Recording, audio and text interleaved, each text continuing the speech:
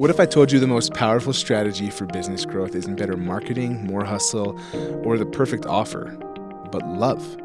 And not the love that you've been taught to keep separate from business, but real, tangible, transformational love. This episode is for leaders who are tired, disillusioned, or feel like they've done everything right, and you're still stuck. We're diving deep today, not into strategies, but into the root systems beneath your business. If your business feels stuck, heavy, disconnected from who you are, this might be the conversation that shifts everything. We are finishing up our series on faith, hope, and love and why they actually impact your business.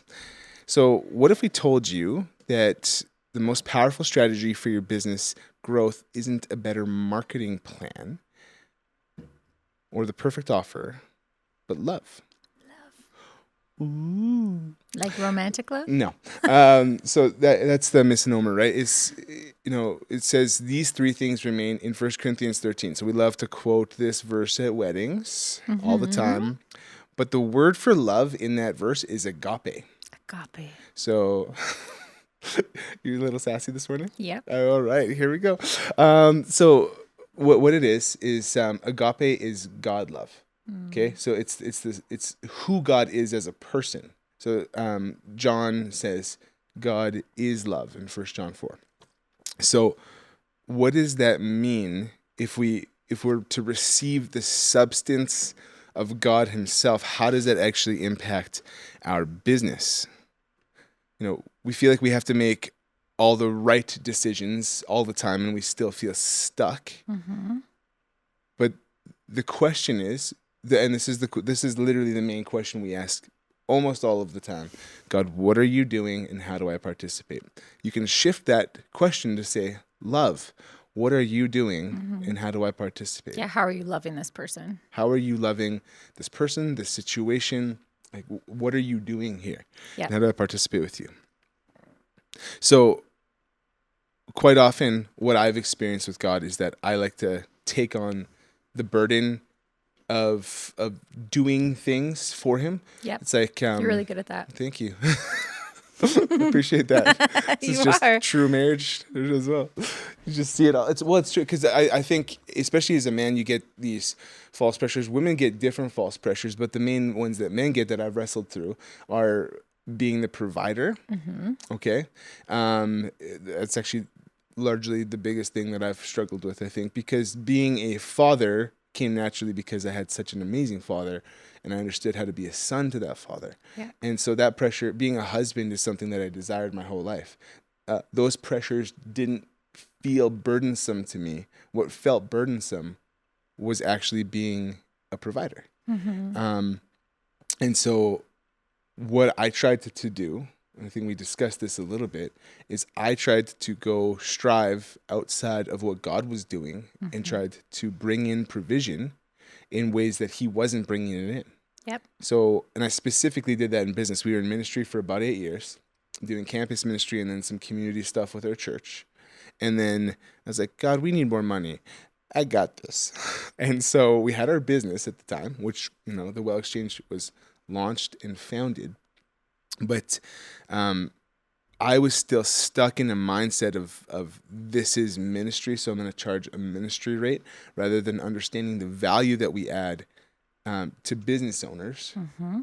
And the result was we were making a lot less money and actually bringing in clients that we weren't necessarily called to. And in the interim, I was trying to go to provide for our family myself. So I went and tried to do sales jobs. I'm actually pretty decent at sales. So are you. Yep. I went and tried to do this stuff. And really what happened is there was no financial fruit or very, very marginal financial fruit. To the point of which it felt weird. Because so I worked with a marketing agency and I brought in several what I thought were legitimate leads that they were looking for, the people ready to spend money. Mm-hmm. And it wasn't none of them closed because it actually wasn't my responsibility to close in those situations. It was my responsibility to bring in the leads. It was a really unclear sales situation. So, okay, I learned a lot, but we made no money. And the whole time you had heard God really clearly, like, Greg's not going to be successful at any of this stuff, but I'm in the process. Yep. Hooray. It was really painful for you. I love how you laugh at that. It was really painful. It was. It was, yeah. Yeah. But you knew it was what God was doing. So then I tried to go do other stuff as well. Like we actually did network marketing for a while. You became a top 1% in the industry, Yeah. which was still like did not ROI at all. Like it wasn't worth it, in our perspective at least. For some people, are really called to that, for sure. I get that, but not us. And then I tried to go to high ticket sales for the digital marketing agency online, or high ticket coaching, sorry, online. Learned lots again, but just the systems and structures for bringing the leads weren't there. And so now I was responsible for closing, and the leads weren't there. And it wasn't my job to bring in the leads. And so it was just this thing of like, okay, I felt like, God, why aren't you providing? I'm showing up. I'm doing all this work that I think you're asking me to do. I'm doing all the right things. I'm doing all the right things. And God was really clear with me. And this has been part of the call in my life is the boundaries are clear from the Lord, and he doesn't give me much leash to go outside of those things to explore. And that's just, it's felt hard sometimes. It's felt unfair sometimes, but it's also because of his love for me. Yep. And so, in those times, it was funny because I even asked you and my dad, who I value as a mentor, hey, like, guys, can you pray about this? Can you discern with me? Like, yeah, sure, I guess. Like, that's it seems good. And so I couldn't scapegoat you though, because ultimately I was responsible to say, okay, Father, what are you doing? And the whole time we known there was this invitation for our business to be something. And I just didn't have the faith. I was like, well, we got to get like 50 clients to actually cash flow. And that means we're working X amount over the month. And I didn't even do the numbers at the point that we wouldn't have even been making that much money at that point if we did that. So it was this cycle that I was in, not understanding what God was doing. And it was really painful. Yeah. Until we got to this crux of like, oh, what we're doing is actually really valuable, and people will pay the value if I can communicate it. And also, really, this is one we don't think about in sales. If God closes someone, if God's the one that's like, hey, I'm speaking to you about participating with this company. Yep. And this is what I'm doing. Like, I was self-reliant in my sales. Very much so. Thank you. I was self-reliant in my I just love how you're railing. It's awesome. Greg, you were doing that. And yeah, it was painful. But what the fruit that it wrought in my life, that like wrought iron, like it's that twisting and bending, and what it's made is this strong resolve of like, this is absolutely what God's called us to do. And I understand the value now, I can communicate it. And now there was a long time where Angela's like, we got to raise our prices, and I'm like, no, like I can't even sell the low prices, because I was looking for low ticket people. And nothing wrong with that, but there's just a different offer that you create for that. And so it was God instilling, hey, you're actually valuable. This is the value that I want you to charge. And in fact, I want you to charge more. Yep. And now I'm the one that's like, I think we need to charge more. And I'm just like, yes. Like, yeah. Yeah. Because I think for me, during your journey, you mentioned, like you asked me and your dad to pray about it. And what do you think about this decision and that decision? And I just felt the Father, like, I'm on this adventure. So there was no wrong choice. It was just him guiding you into this revelation. And so you would ask us consistently, like, what are you discerning? What do you this? And it was like, yeah, he's in it, because he's in the whole test. He's not in just the pass fail part of it, but he's in every avenue that we take while our faith is being tested, or while while a revelation is being mined out in our heart is he's in the whole process. And to think that he's exempt from part of it, I think we try to make it right and wrong. And I have to do it the right way. And there's all this pressure to be in the call of God. And it's like, oh my gosh, he's in everything. Just chill out a little bit. And I love how you're like, well, I couldn't scapegoat you then. Yeah, I know. Because for the first time in my life, I didn't try to rescue you out of your process. I just let you fully be in the process and had to go to God for my own security and be like, wow, this is really painful for Greg. And this is probably the component of it, but I want to rescue you out of it. Like when I see someone in pain, when you see your kids hurting or your husband struggling, I think the iniquity that I tell myself is that it's my responsibility to rescue you out of it and be a good wife, as opposed to just remain in him and participate with what he is doing in your life, which was you taking all the long sidewalks along the way until it got rot in your heart. And I had to become comfortable and secure in that, and not expect you to be something that you weren't at that point in your life yet. Because I think a lot of the times we project these false responsibilities onto our spouses of like, you need to be a provider, you need to make this much, you need to do these things. And we're projecting who we want God to be to us onto a person, instead of actually me processing that with God and saying, God, I actually need you to be a provider right now. And it wasn't abundance, but it wasn't like deficit either. It was like survival. It was like the wilderness where we just got what we needed for every day, which is very uncomfortable. It's an uncomfortable place for most people in the Western world to live in, is just this daily provision from God. So, Absolutely. So one of the core principles that we talk about is what's happening in your heart is a direct reflection, or so what's happening in your business is a direct reflection of what's happening in your heart. Yeah. And that, every time we've shared that with a business owner, it's really funny. They're like, yep.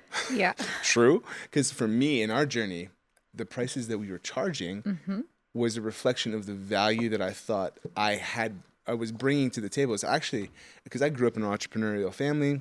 We were pretty affluent, especially being the youngest. I got to experience the most of that compared to my siblings, and then came into ministry.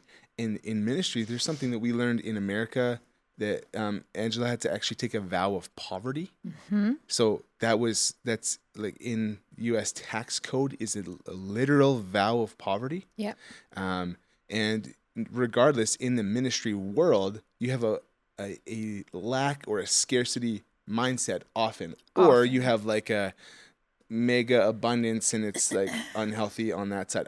There's lots of churches that are very well balanced as well, but we see the two extremes of like the poor pastor that doesn't have any money, or the guy that has 3 jets and a mega mansion and that's his parsonage, right? Like it's kind of you see the extremes. But I feel like the conversation that I hear a lot coming out of the hearts of people in the church, we encountered this on the regular. It was never, what's the most I can pay for you coming to speak at my church? True. It's like, what's the least amount that we can get by and as an offering give you? There was never a like, what's the most amount that our board is willing to give right now? There was this like warped frugality perspective in ministry that, was tied in, and it wasn't an abundance for mindset. Sure. And it doesn't matter if it's the finances. It can be something else in your business. Like you can be operating in a high performance capacity in your heart where you feel like you need to perform and compete. And then what it does in your business is it creates a culture of competition. Yep. It makes people believe that,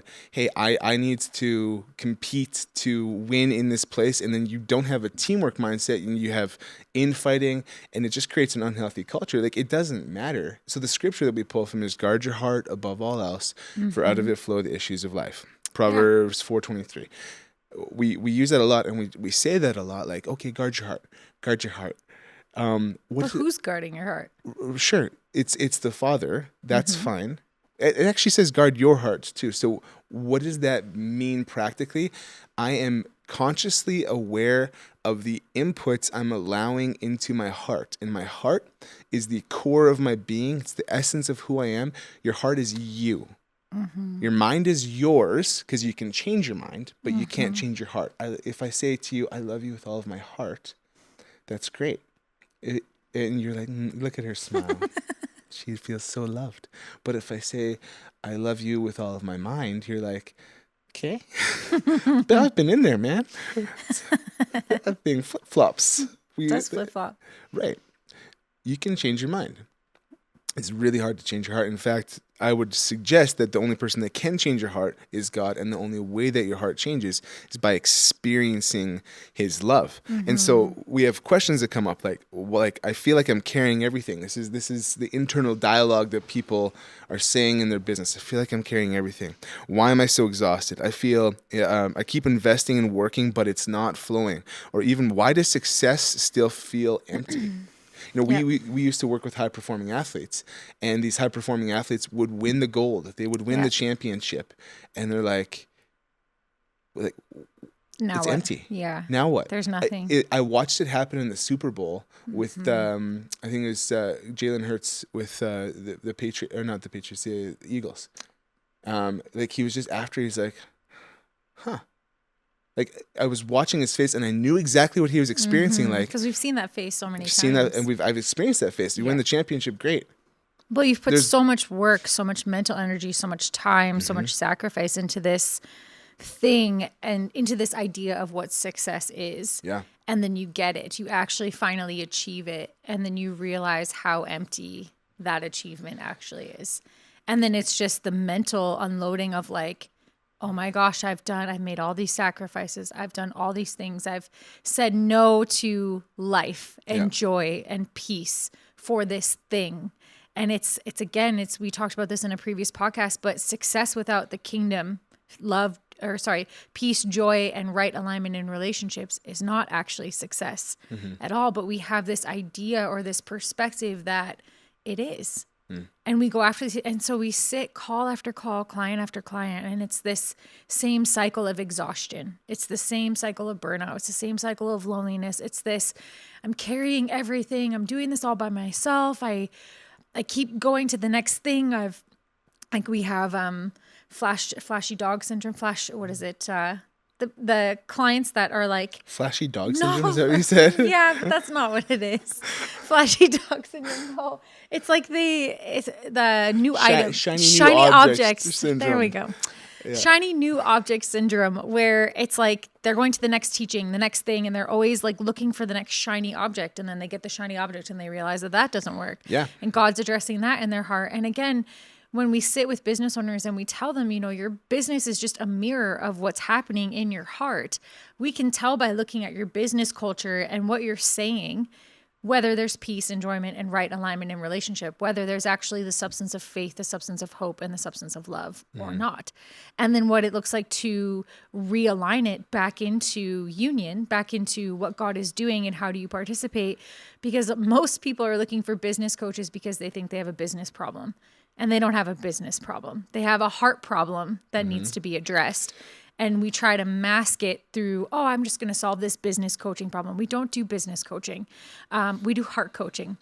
And we have found that as you continue to align your heart, the structure and the metrics and the things that you're actually going after, you begin to gain and actually receive, and there's a joy and an actual substance behind the success, not this just like gold trophy that you're going after at the end of the day.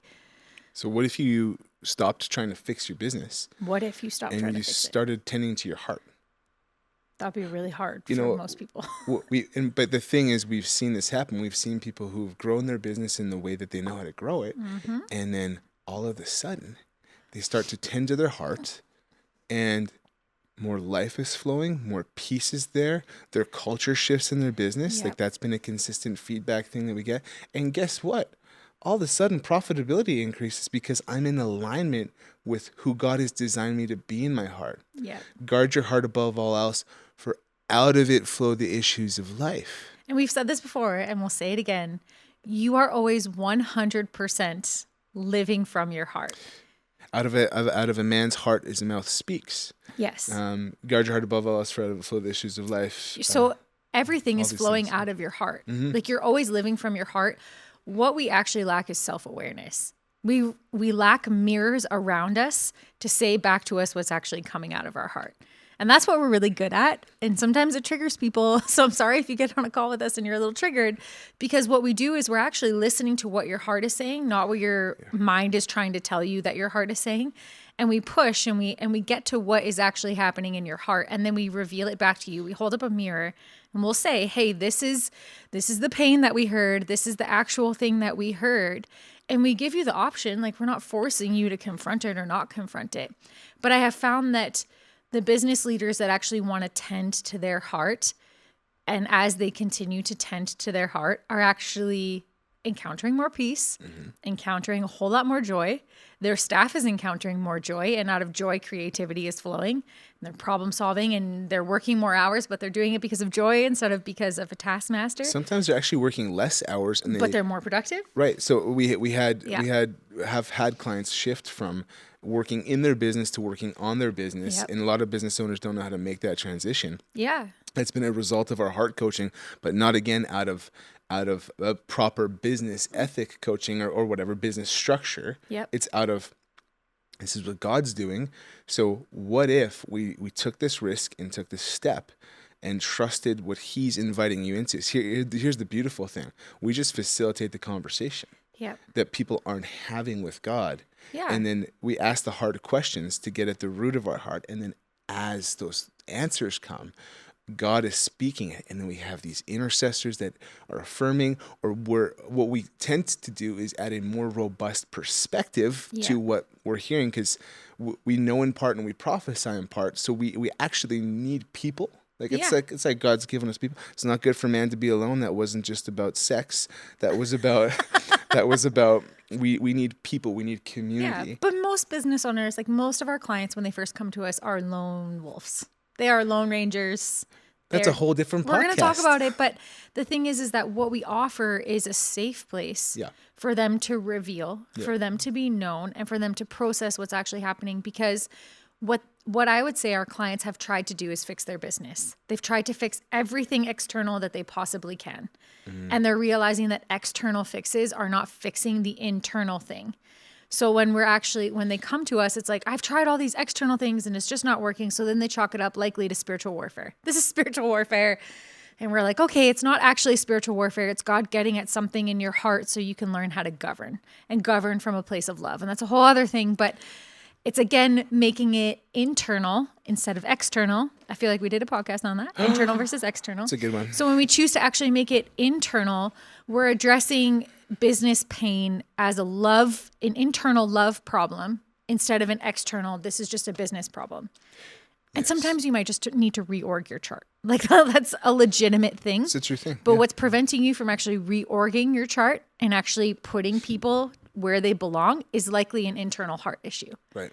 And so we're dealing with the internal structures of people. So here's something that I have heard our clients say often. I don't have enough clients. I don't have enough finances. I don't have the funding. I don't have enough investors. There's not enough to go around. I don't know how any other ways that we hear that. It was me, right? So,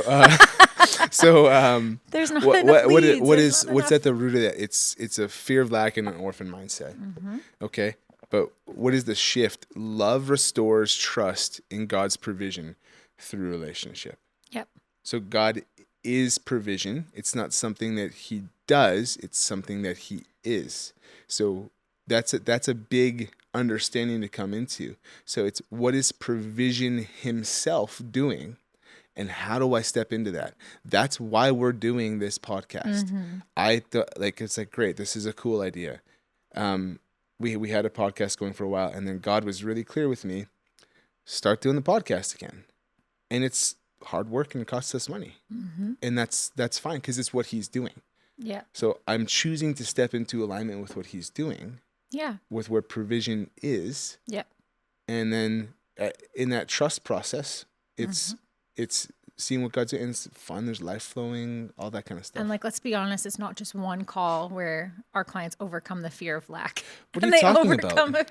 Orphan mindset. It's not like a one and done process. Oh my gosh, I realized I'm an orphan and now suddenly I'm not. Do you know the people that we've seen the quickest results from are the people who are generally in the most pain, but then we have the most touch points with and actually take the homework seriously. Yeah.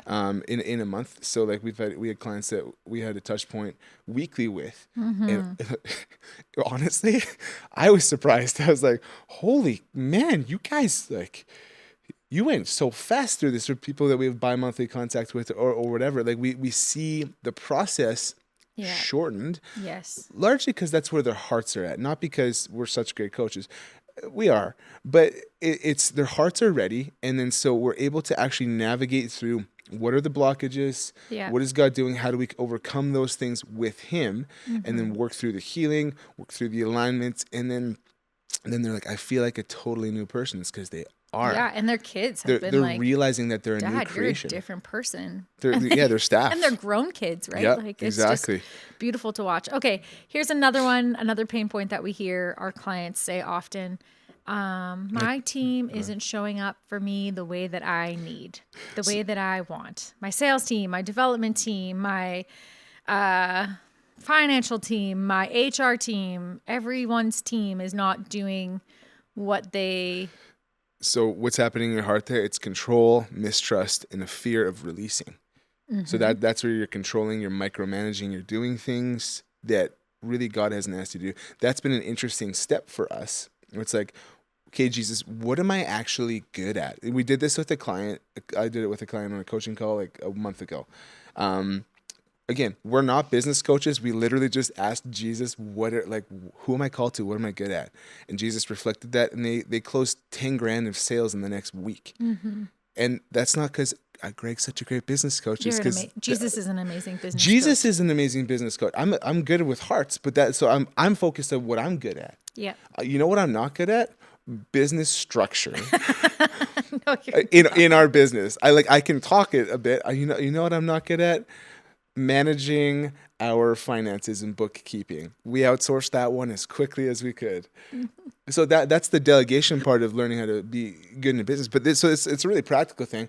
Just do what you're good at. And it's really hard for business owners who are just launching, but quickly outsource that stuff as much as you can. But when you have control in your heart, when you have mistrust, when there's a fear of releasing things, it gets really, really hard to do that. Those are, by the way, we say these so flippantly, like, oh, it's just control. Oh, it's just mistrust. These are massive heart realities that we live most of our life in the cycle of control or mistrust or fear of giving people other things, fear of actually trusting other people. And again, it's not an overnight quick fix. It's not like you sit on a call with us and we're like, oh, you have a control issue. Thank you. I'm healed now. Yeah, I'm healed now. It's like, wow, like I notice that there's a cycle of controlling here. Can you tell me what's the fear behind this? And we explore the fear. Can you tell me if this, if your team doesn't follow through for you, what does it say about you? Where's the shame point here? And we unpack the shame and the fear and the control that's behind that. And you're known in it. And as you become known, there's this substance of love that's transferred to you. And then as you receive love, then you begin to uproot, not you, but the Holy Spirit inside of you begins to uproot this pain. And the substance of love is taking its place. And that's what's starting to empower you to not micromanage people anymore. It's the substance of love is helping you realize, like, oh my gosh, this person would be great on our team as a coder, and I've had them as an assistant. Maybe I should move them into what they're more aligned to be. But when we're control freaks and we're micromanaging everyone, we're not actually allowing people to be the fullness of who they're called to be. Right. We're keeping them in what is the best function for me instead of what is the thing that God has called them to do and what is their function in the kingdom. So what if when you were doing a reorg chart, you stopped and you said, Jesus, who have you designed this person to be? How do you see them? How do you see them? Yep. And then aligning them with how God sees them. Yep. I wonder what would happen. Yeah. I can tell you, life flows. Yeah. Now that's the fun part. That's our constant check-in with our staff is like, is life flowing? Are you enjoying this? Is there joy? Is there peace? Yeah. Like it can be hard work. That's fine. But, because if they're aligned, life is flowing, we're good. Yeah. Because our clients are going to experience that joy, which is super fun. Yep. So another lie is I'm overwhelmed and burned out. Well, hey, got news for you. It's because you've taken on burdens that God hasn't asked you to take on. So Whenever I hear someone say, I'm burned out, yeah, I'm like, oh, where have you been performing Mm-hmm. lately? yeah. Like the performance and burnout are so tied to one another. It's like two opposite sides of the same coin. It's like, oh, I'm burned out. Oh, it's probably performance. What if I told you that God wasn't interested in your productivity, but he was interested in you abiding? If God cared about your productivity, he would do it himself. It's not of interest to him because it's not the thing that remains. How productive you are in a day is not what remains. Now, God does do miracles in timing and productivity, but that's not because of your best But what if strategy. that comes from abiding? That's what I'm saying. It's Yeah. it's not coming from okay, this is the best strategy, this is the best practice. It's I'm in him and he is in me and together we're one. And Yep. so God, what are you doing? How do I participate? And you can get done everything that he needs to get done. So there was again a literal conversation I had with another client. They had their I got to get my stuff done list today, and I was like, so what if you just sat with Jesus for 5 minutes? Yep. Instead of saying I got to get this stuff done today, just say, Jesus, what items on this list are you doing today in which priority? And you just numbered them, and then you put the other things that he's not doing today to the next day or whenever he's doing it. What if we just did that? And they're like, huh. Yeah. And what it does is it creates an atmosphere of peace because now I'm doing what God is doing. I'm not anxious. If stuff happens, it says, don't be anxious about tomorrow. Now, that doesn't empower you to not be anxious. Okay. But Jesus said, don't be anxious about tomorrow, for tomorrow has enough troubles of its own. Yeah. So, okay. So we can worry, we can put that stuff into tomorrow. I don't have to get it done today. Even if I don't get everything done on the list today, Yeah. his grace is sufficient for me, and I can choose to abide in that and receive his love and not have to overwork myself into burnout and then need a vacation. And right at the end of your vacation, you're feeling just rested enough to have a rest finally. Like, And you're feeling guilty Do you because ever now do you have that? to play catch up. Yeah, you go on vacation. You're like, I just now feel rested after 10 days in Mexico, or like in 10 days, like napping in your bed. It doesn't matter what it is. Yep. And then you come back and you're like, I got to work again, and you're like basically back to zero because you were in a deficit. Yep. What if you could live in a surplus all the Ooh, time? what if you lived in life and life abundant? Yeah, Weird. it's possible. I have a fun story around this. Tell me. Back in the day when I was raising a financial partnership team, we had this challenge where you had to raise your partnership team in 100 days. And they're like, no one has ever been able to do this in 100 days. And I was like, Angela and I both did it. well, They didn't count Canada that time. I'd already done it. Jesus did this when he was born because people brought him a whole bunch of stuff that financially partnered with him probably his whole life when you look at how much the gifts were actually worth. But neither here nor there. People have done it in less than 100 days, but no one in our ministry in the United States at this point have been able to do it in less than 100 days. And so I did, chief performer over here. And they pulled me into the office because I did it in like 50 something days. It was like starkingly fast.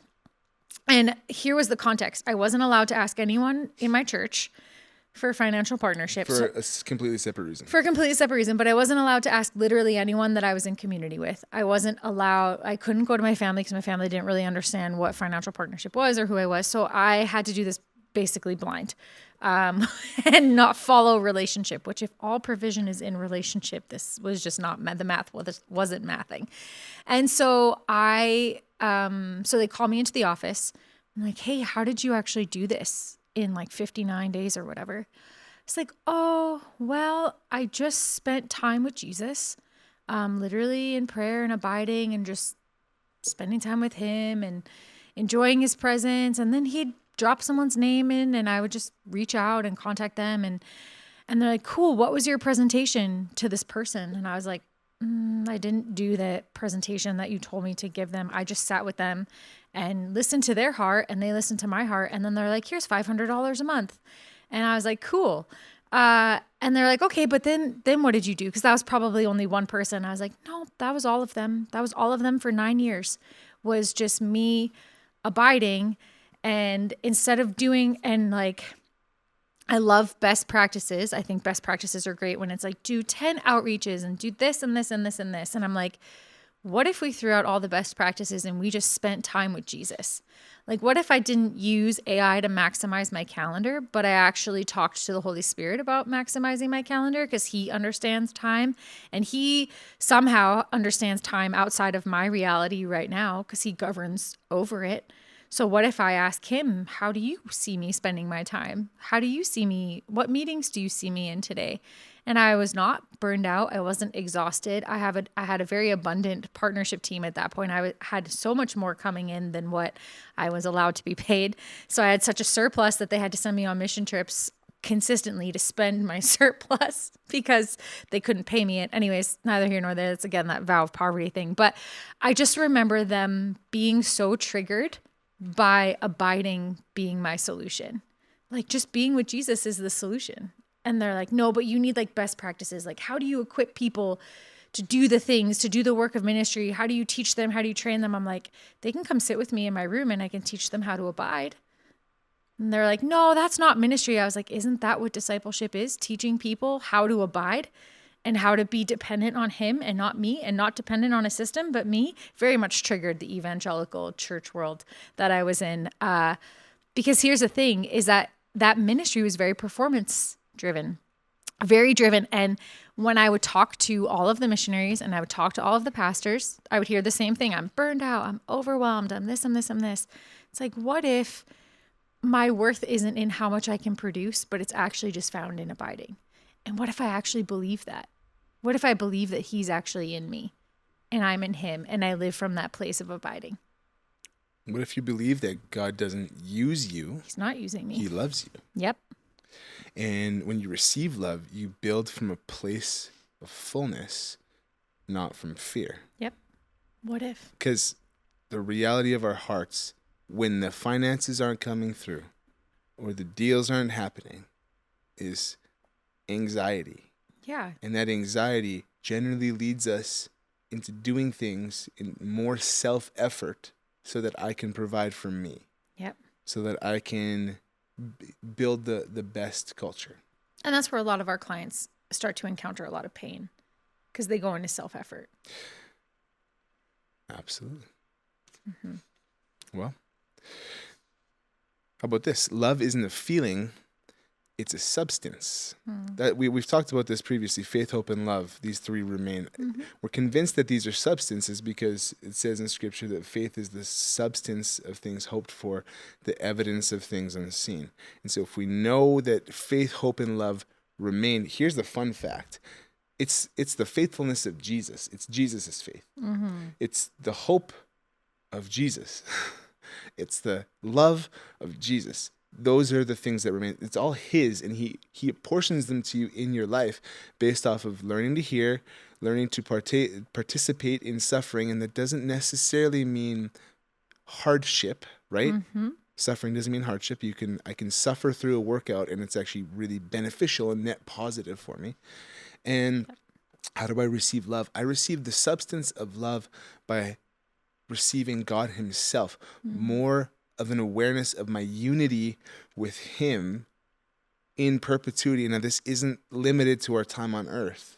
It just can start here, but it's not limited to here. Yep. This is what we're doing in eternity. So when I'm learning how to receive love, it creates an atmosphere.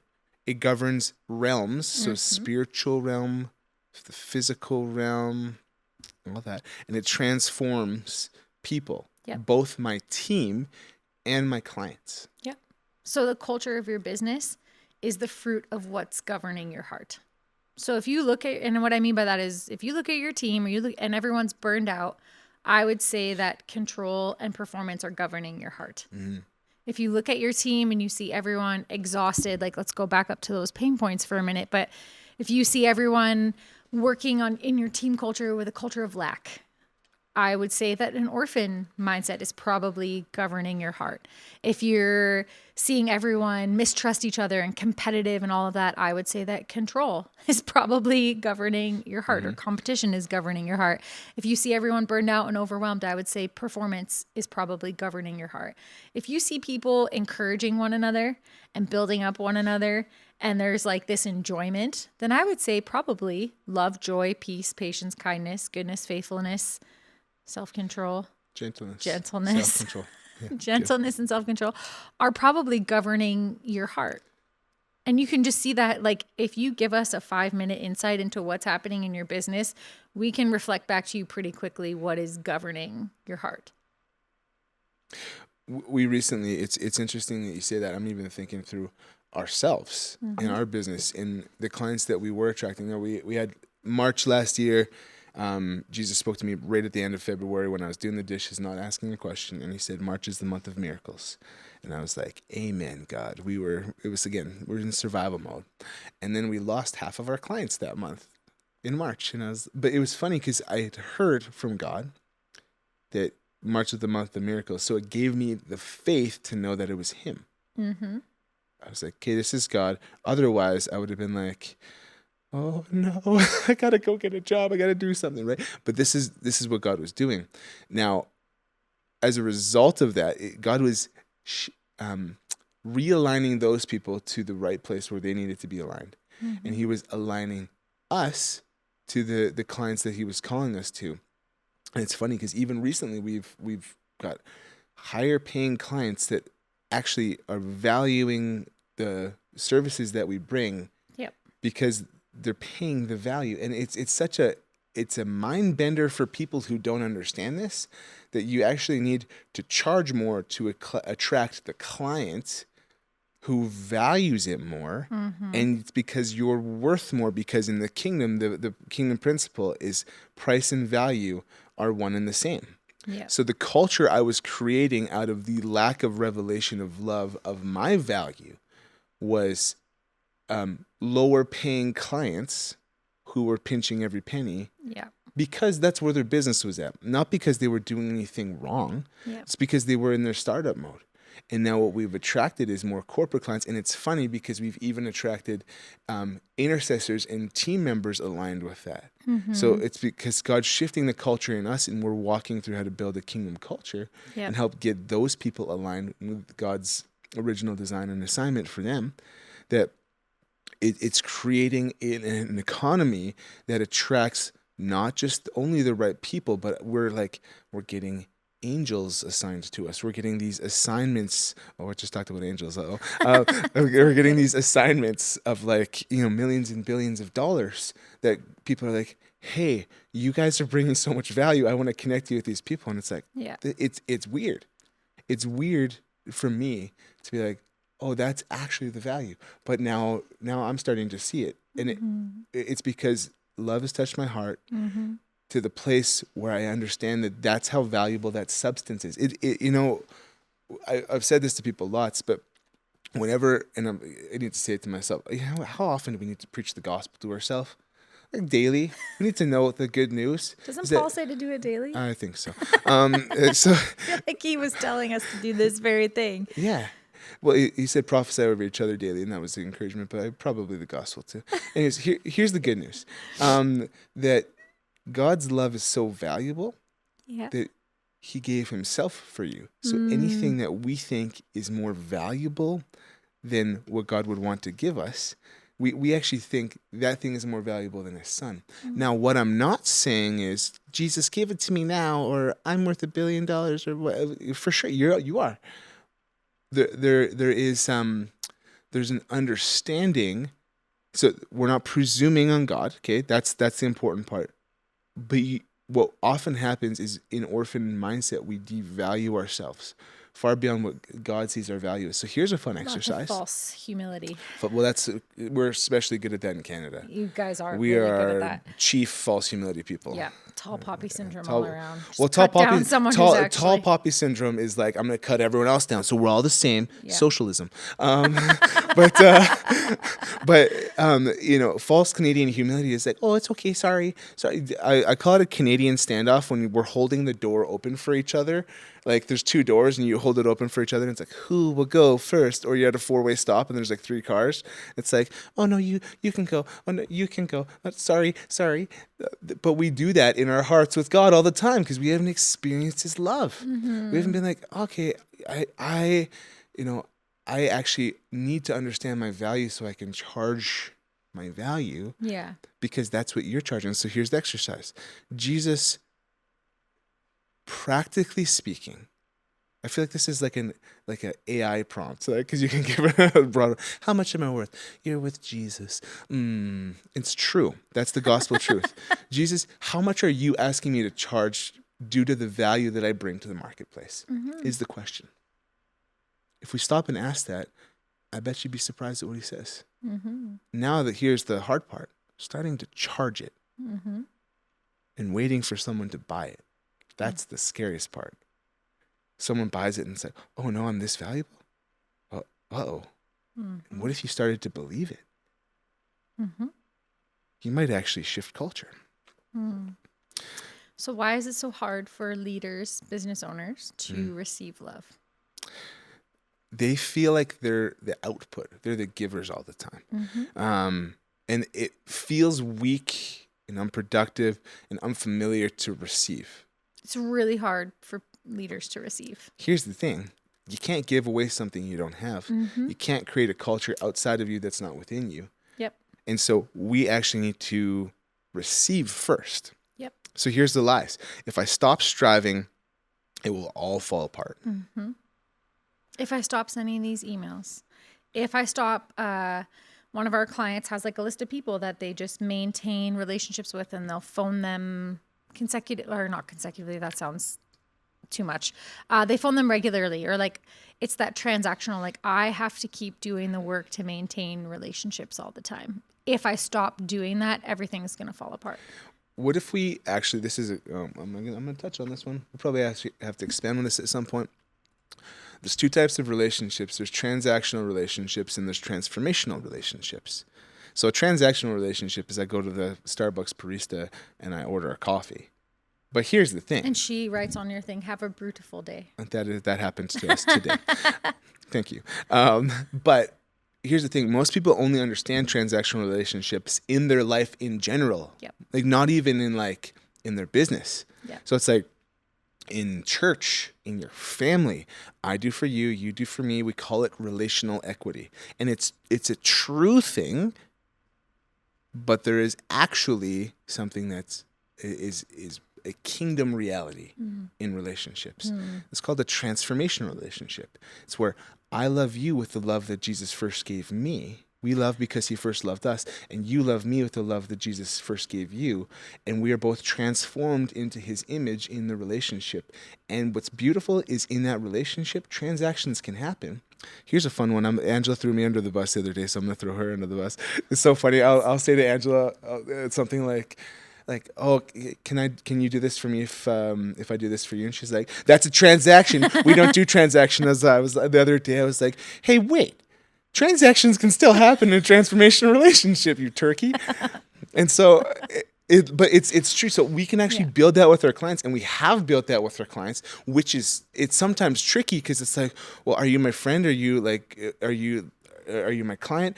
And the answer is yes. Yes. You can be both. And the way that we can be introduced is actually in a client relationship. And those clients are the best kind of clients because then they attract more of those kind of clients to you.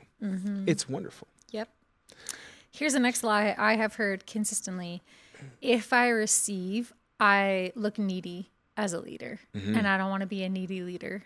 I don't want to be a vulnerable leader. I don't want people to see me as like needing something. I have some news. You already are needy. It's okay. Everyone has needs. Yep. Yeah. You won't be seen as weak if you're a person. In fact, I would go as far to say is your team and your clients and your staff will understand that you're a person then. Like, who told you that lie? Who told you? Yeah. Who told you that lie that if you receive, you're needy? If you say that you need prayer, or you say that you need help or whatever, why? Who told you that? We'll just have to go back to their childhood trauma and figure that one out. Or their judgments. Yeah, their judgment. Lots of fun stuff. The next one, I'm only as valuable as what I produce. Hear that a lot. I think we already touched on that one. We did. That you are so valuable that Jesus gave his life for you. So we just have to ask him how valuable we are. Yeah. So here's the thing is you're not designed to be the source of love. You're also not designed to be the source of fear or the source of orphan mindset or the source of whatever, you're meant to come into union and receive from God, and out of the overflow of love others. What is the first fruit of love? I don't The know. fruit of the Spirit. Love, joy. Correct. No, it's love. So God is love. Like, The fruit of the Spirit. go The through Spirit my is God. Okay. The first fruit of love is love. So here's the thing. John 15:4, you can bear fruit, or you can't bear fruit unless you are joined in life union with me. You cannot produce fruit that remains in your business, in your life, or in your relationships unless you are aware of your union with Jesus. Because we try and do it apart from him all the time. So we're just here to basically let you know when you're living out of union and in union. Yep. It really affects your productivity, it affects your production, and it affects your culture. So what does the substance of love actually do in business? Because I feel like we hear love and we're like, oh, this is this great, ethereal thing. What would the substance of it actually look like? So it does three things. It affects how you make decisions, Yep. how you lead your team, and how you handle your clients and growth.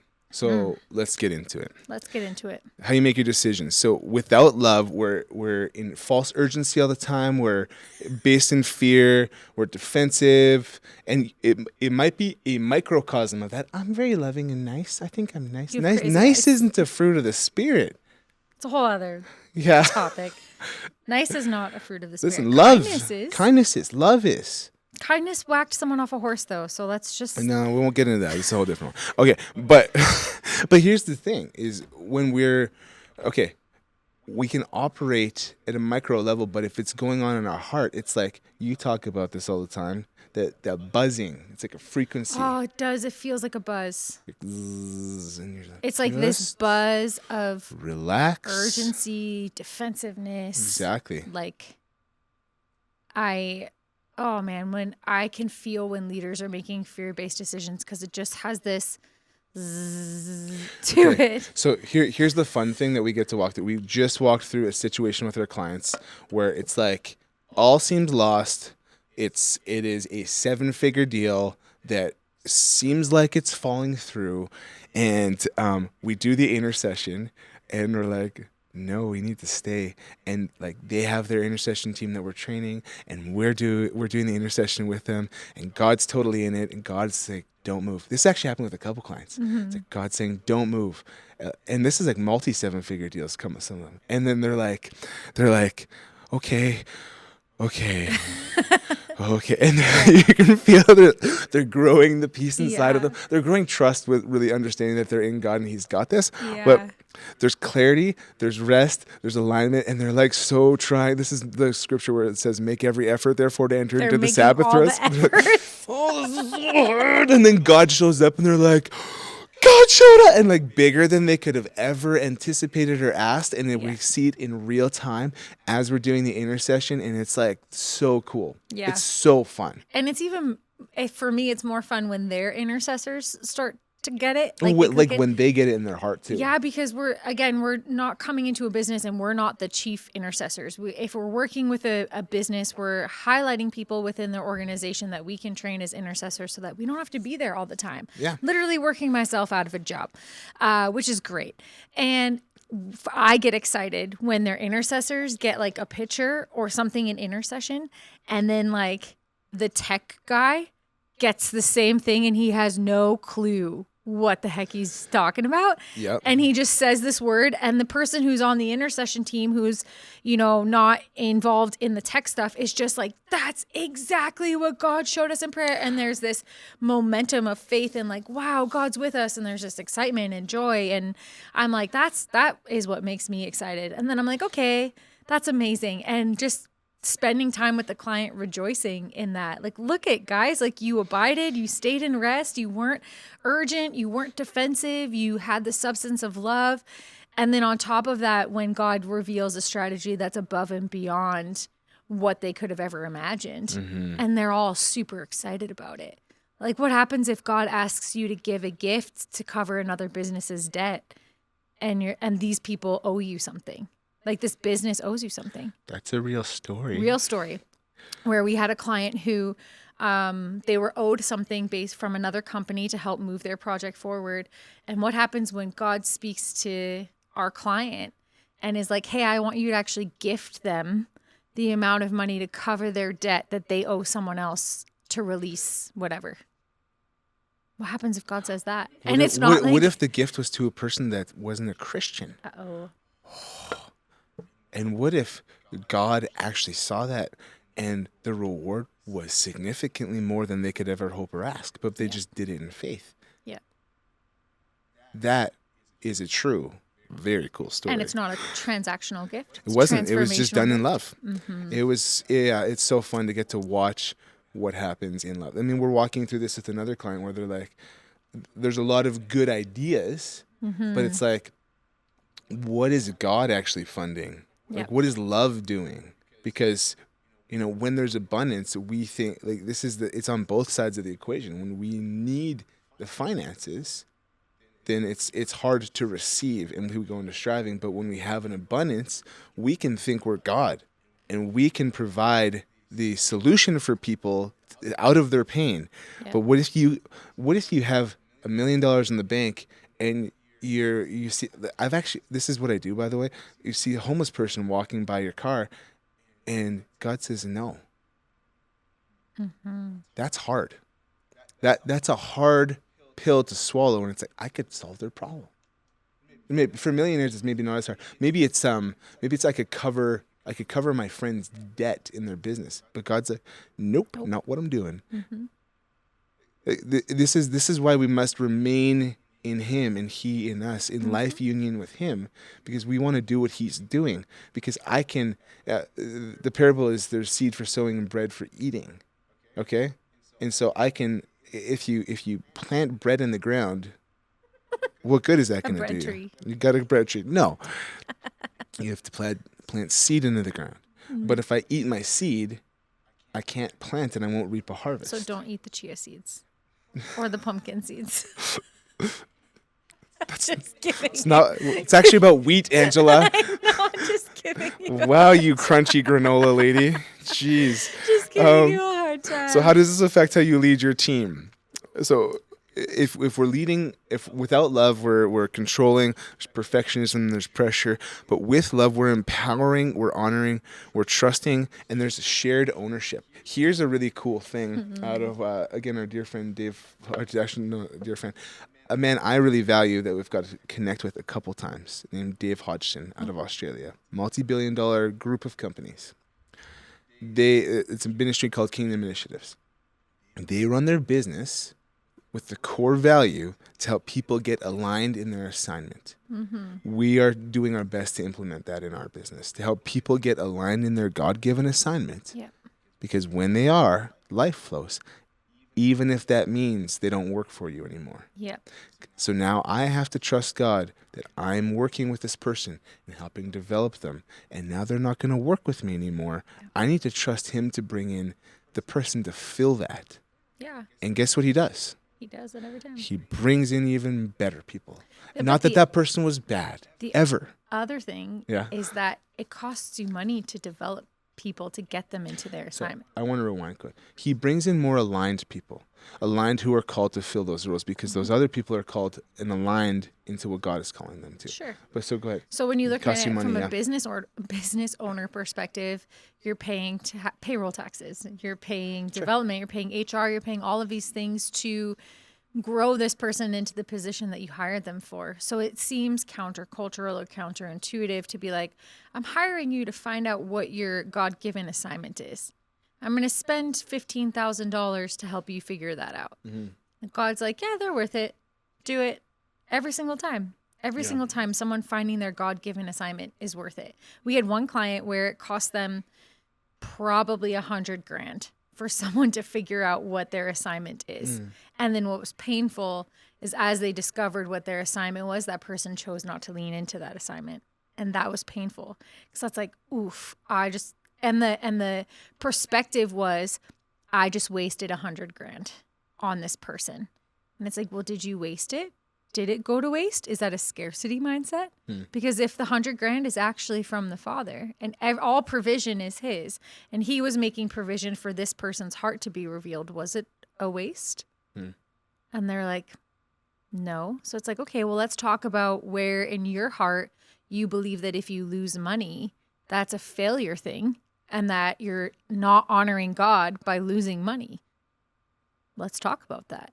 Because if all provision is his and he owns everything, then let's talk about why your heart believes that you were a bad steward helping that person come alongside that person to reveal what was actually in their heart. And it was such a deep revelation that it had brought them to the point where they had to confront all of the things in their heart. And they didn't want to confront it. And that's the thing, is that we can't force people to confront things that they don't want to confront. It's almost like the gospel. God does that for us too. Loving kindness that draws people to repentance. But he paid the ultimate price for us. People still reject it. Still rejected it. And they're confronted with that. It's like we get to actually participate with Jesus in the suffering because we participate with him in his glory. Yep. Both are true. So how do we handle client growth or handle new clients and handle growth? Well, let me share. Sure. I love you guys, okay? Just know that I love you. Here's the thing. When business leaders sit with us and they start telling me their marketing strategies, and we sit there and we're like, this just feels like manipulation. This just feels like scarcity. This feels like all of these things. Immediately, I can tell that you do not have the substance of love, because love does not manipulate you to make a sale. Love does not manipulate you to say yes to someone, to say yes to your program, yes to your offer, yes to buying a car, yes to whatever. Love is not manipulating you. Love is inviting you into a decision and loving you in the process. So what the substance or what a lack of love looks like in the way that you are handling your clients is manipulation and scarcity, and I would say consistently dishonoring the heart of a client, because you're making it about yourself and your end goal of a financial goal, likely, instead of honoring that person. So what does the substance of love look like when you're honoring your clients? Alignment, overflow, the big word, authenticity. Okay, so can I authentically present who God has designed me to be in the marketplace and trust that that is enough for God to close the deals? That's a scary question. Here's the thing that I've found is when I'm on sales calls now, and I understand offer creation, how to walk people through a process. There's nothing wrong with best practices. You kind of do it naturally now, but it's out of relationship with Jesus. Okay, so I can know in part and prophesy in part. I can know the best practices, how to create an offer and all that.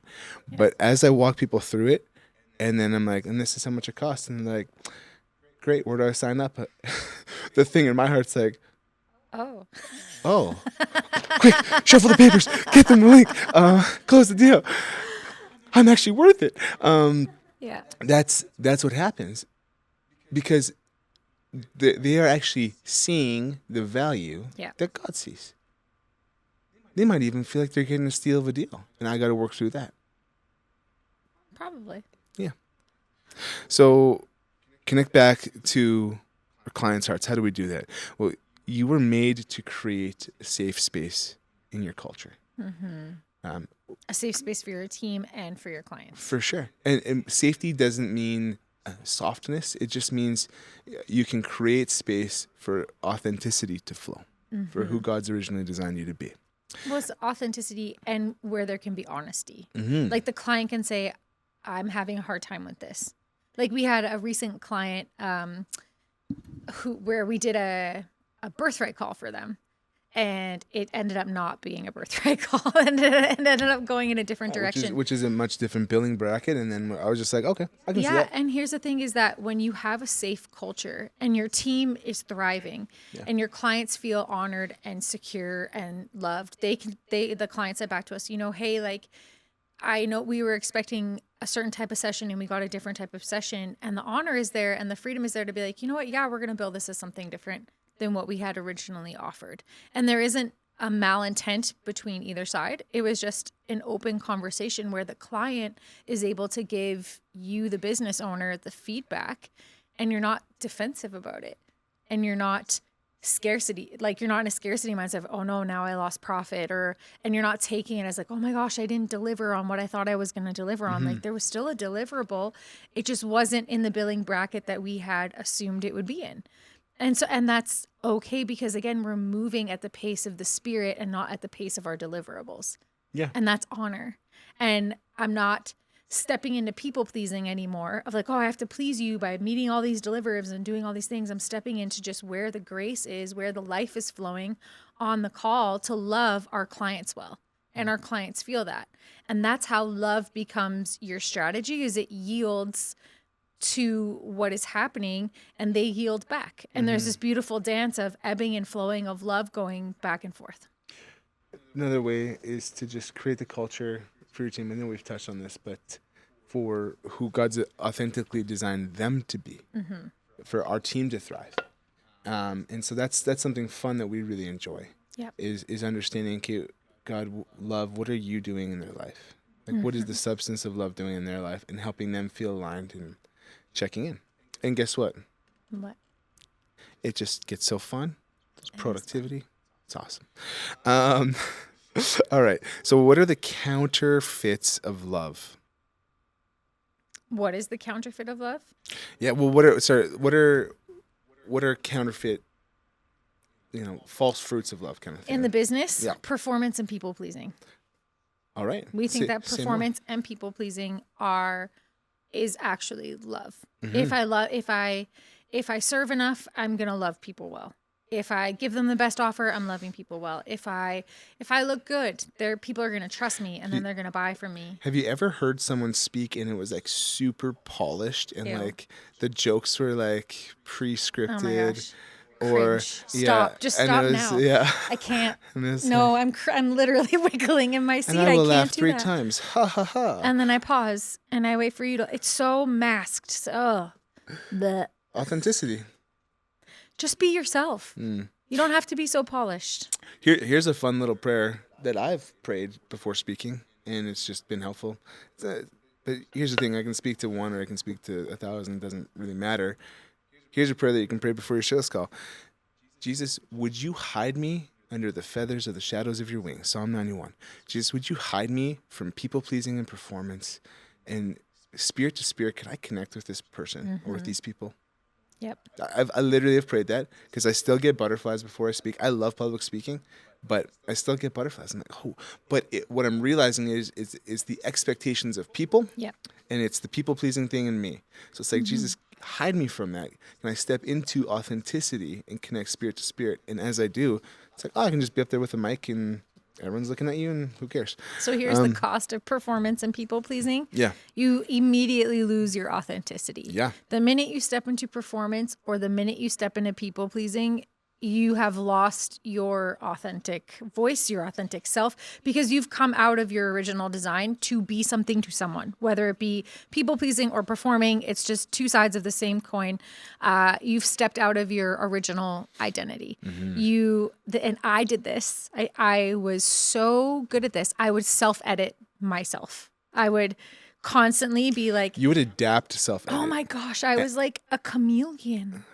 I would like adapt myself to the situation, and it was like performance and people pleasing together. This is like my high performance self-protective nature coming out, but I would constantly, and I was smart enough and socially intelligent enough to figure out what was like celebrated in the room or in the culture in the business, and I would people please and perform by editing myself to have the right language, to have the right performance, to have the right whatever, consistently feeling dead on the inside. So you're not a chameleon anymore. What are you? I don't know, turtle. You're not a turtle. I was going to say you're a dragon. I'm not okay. I know. And now people are afraid of Powerful. me. That's true. And then people aren't actually afraid with of that. You know what? Self. To be fair, and I actually mean this. People are afraid of the love. Like it's the fiery love of God that comes from you, and they are actually afraid Let's of that. say that. No, it's Just true. kidding. It's very true. True. But the people who know they're loved by you, and It's true. That's what happens when you actually experience the substance of love. Is it burns away the false self, and the true self, That's the what people are powerful afraid person. of. Of course, Is I don't love people's false selves. but the true, authentic, original design of the powerful person that God's created you to be, I to love that love person. authentically, Yep. is there. Yep. If you're around me for like longer than 3 seconds, okay, 5 minutes. I'll give it 5 minutes. There's probably something, if you have a false self, it's probably triggered around me. Because I sincerely just do not love the false self, because I'm looking at your heart and I'm looking who your authentic self is. And I'm like groaning. My heart is groaning for the revealing of that person. Yeah. So I just don't meet you in your false selves. And that triggers most people who have false selves, because I'm like, but I want to know the real you, not this like pseudo fake version of yourself. I want the authentic. And I'm contending for the most authentic version of you. And that triggers most people. Sorry. Not sorry. My kids do it too. Not sorry for that either. They do. Anyways, back to my constant self-editing. Because I was self-editing, at the root of that was this fear of failure and fear of rejection. Because I would edit myself enough to be like, I can't fail. But then I would always be failing, because the goalpost would always be moving in a high performance culture. The goalpost is always moving, right? Like, in American culture, the goalpost is at the end. And then in the Canadian football, the goalpost is like ahead. So anyways, the goalpost apparently can move. So the goalpost was always moving in my life, because I was constantly self-editing, because I was so afraid of failing, because I believed that if I was a failure, I would be rejected. And if I was rejected, I was incapable of being loved. And if the lie of rejection was actually true, then how could I receive the substance of love from someone? Yeah. Because again, I had this belief, and again, what we believe about people, we believe about God. So I would believe at the end of the day that if I fail and I'm rejected, God won't love me. If I fail, God won't love me, and I can't receive the substance of love. Because I'm rejected, because I fail and I'm rejected, then I can't receive the substance of God's love. So I would just... This is really painful, especially for like really good performance people, is I was really good at serving, and I like would manipulate myself to be a great server of things, a great performer, a great executor, but I called it serving. And I literally did like 5 people's jobs at one point, because I was so good at doing jobs that I actually didn't want so that I would be loved. Like I heard someone say recently, I forget what we were watching, but they were like, don't get so good at a job that you don't want. Don't be so good at a job you don't actually want. I was so good at jobs I didn't want, because I didn't want to fail and I didn't want to be rejected. So I would just let people put responsibilities on me, because I'd be like, oh, I can do that. Oh, I can do that. I lacked boundaries, because I was, again, trying to chameleon myself into being loved and receiving love. Yeah. So here's the truth, though. You don't have time not to abide. You don't have time not to be connected in life union with Jesus. Because here's the lies we tell ourselves. I'll slow down once. yeah. I'll rest later. And then we work ourselves into burnout. Yep. And so what do I need to do? I need to take 5 minutes and realize that I'm in union with him and receive his love. We do this with our kids most every morning. Put your hand on your heart and your hand on your head. I am in you, you are in me, we are one. Today I live from this place. Thank you. And then if you're Isabel, you say, I love you, Jesus. It's that simple. When we can understand that we are in union with God, we are one with him, to constantly receive his love. All of these things, the striving, the performance, all of that can melt away. We can be present in the moment. We can keep building what God is building. We're not getting ahead of him. We're not striving for dead good works. Dead good works. It's in the Bible. I know. But actual fruitful business is learning how to abide. Yeah. Abiding's not a luxury that we get to do every once in a while. Yeah. It's like a lifestyle. Absolutely. But we think it's a luxury because we think like, oh, I just need to go on this like retreat and abide for 3 days or abide for 40 days like Jesus did. And then I'm done abiding. Then I move into works. And I'm like, Jesus was consistently abiding. Abide in me. And It's I not, am you can't, it's like a grape can't not abide in the vine. If it does, it just falls on the ground and withers and dies. That's what I was going to say. Yeah, you We have don't to. want that. Abiding is a consistent thing. It's not a luxury that we do in our free time. Abiding is a lifestyle that we learn how to maintain consistently. I wish abiding was like a spa retreat where you just get to go away. And, I'm so Here's the refreshed thing, for though. the year. I took my annual Sabbath. I took my annual retreat. I can be at the same amount of rest. I just did a spa retreat. It's fun. How was that for you? Angela self-sacrificed and let me go to a spa. It was cool. It was like a Nordic spa, like steam rooms and stuff. It was awesome. Hot tub, sauna, But here's the thing. hot stones, cold stones. No, there's no hot. No, we didn't do that. Just lots of Salt scrubs, cold plunge. That was cold the plunge, best. hot I plunge. lived in the cold plunge. Whole day at the spa. Oh, Do you need to work through Yep. some forgiveness? it's okay. I know. We have a whole course on it. I thought it was a gift. It was a gift transactional. Seems like that gift is still costing me. Transactional gift at best. You owe me. I can be at the same amount of rest on a really busy day with lots of clients as I can at the spa. And I've actually experienced that where it's like, oh, I feel more rejuvenated when I'm pouring out because I'm just connected to the source. And he's flowing through me and I and him. And what was fun at the spa is like we had people come up to us and ask about Jesus because they heard us talking about it. And they didn't know him. That was really cool. Are you guys the cool Christians? I said we're the cool Christians, yeah. We won't get into that though. All right, so let's close with this. Love is not weakness; it's wisdom. Your heart is the foundation of your business. Transformation begins the moment you receive. Receive what? His love. John 15:9. I love each of you with the same love that the Father loves me. You must continually let my love nourish your hearts.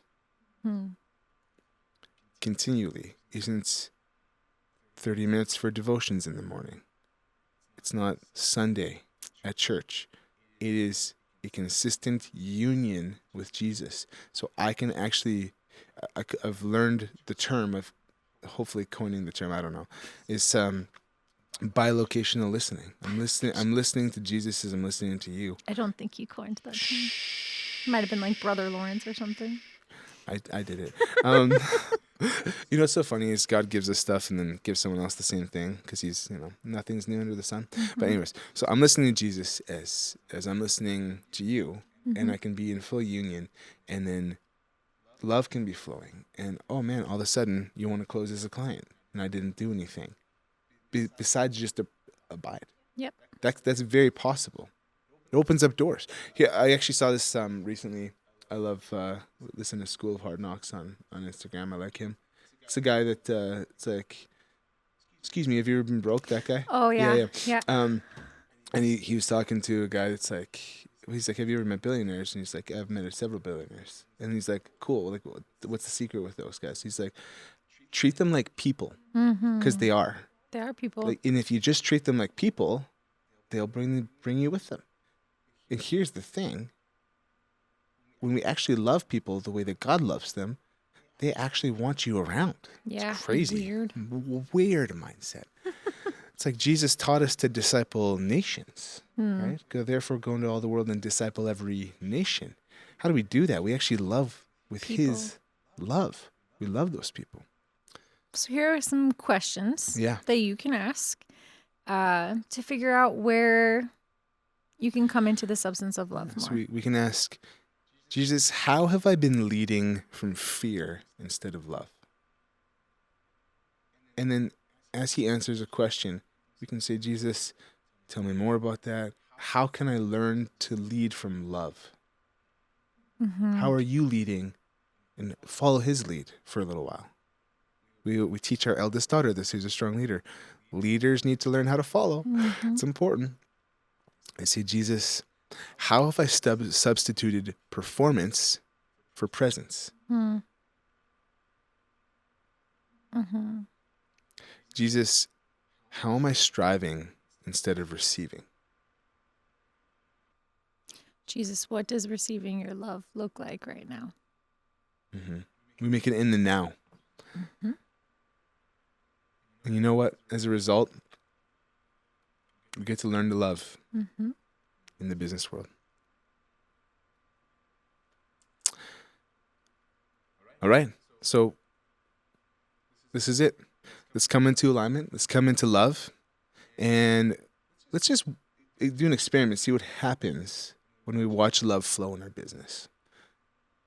Now, if anything we shared resonated with you, we'd love to connect with you. This is what we do, is you can book a call with us. We can actually chat about, hey, what does it look like to operate in more awareness of God's love in the marketplace, in your business, in your culture. So book a call. We'd love to connect. Thank you for joining us today. We hope you really enjoyed this message. If anything resonated with you from today's podcast, we wanted to ask to see if you'd be willing to share it with a friend that you think would also benefit from it. We hope to see you again soon.